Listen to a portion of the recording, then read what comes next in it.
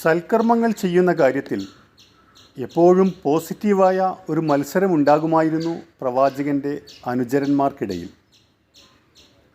ഖലീഫയായതിനു ശേഷവും അബൂബക്കർ റളിയല്ലാഹു അൻഹു രാവിലെ സുബ്ഹി നമസ്കാരം കഴിഞ്ഞ് എങ്ങോട്ടോ പോകുന്നു എന്നത് അദ്ദേഹത്തിൻ്റെ സുഹൃത്തായ ഉമർ റളിയല്ലാഹു അൻഹുവിൻ്റെ ശ്രദ്ധയിൽപ്പെട്ടു. പിന്തുടരാൻ തീരുമാനിച്ചു അദ്ദേഹം. 2-3 ദിവസങ്ങൾക്ക് ശേഷം മനസ്സിലാക്കി മദീന പള്ളിയിൽ നിന്ന് ഒരുപാടകലെ മരുഭൂമിക്കുള്ളിലുള്ള ഒരു സ്ഥലത്തേക്കാണ് പോകുന്നത് എന്ന്.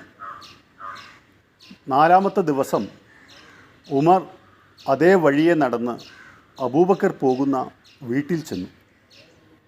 അവിടെയുള്ളത് അന്ധയായ ഒരു സ്ത്രീയാണ്. അവരോട് ചോദിച്ചു, നിങ്ങളിവിടെ ഒറ്റക്കാണോ? അതെ. ആരാണ് നിങ്ങൾക്ക് സഹായങ്ങൾ ചെയ്യുന്നത്? ആ സ്ത്രീ പറഞ്ഞു, എന്നും രാവിലെ സുബ്ഹിക്ക് ശേഷം ഒരാൾ വരും. അയാൾ എന്നെ വൃത്തിയാക്കും, കുളിപ്പിക്കും, എനിക്ക് ആ ദിവസത്തിന് വേണ്ട ഭക്ഷണങ്ങൾ പാകം ചെയ്തു തരും. ആരാണയാൾ? ഉമർ ചോദിച്ചു. പേരെനിക്കറിഞ്ഞുകൂടാ. നിങ്ങൾ അയാൾക്ക് വല്ല പ്രതിഫലവും കൊടുക്കുന്നുണ്ടോ? ഒന്നും കൊടുക്കാൻ എൻ്റെ പക്കലില്ലല്ലോ.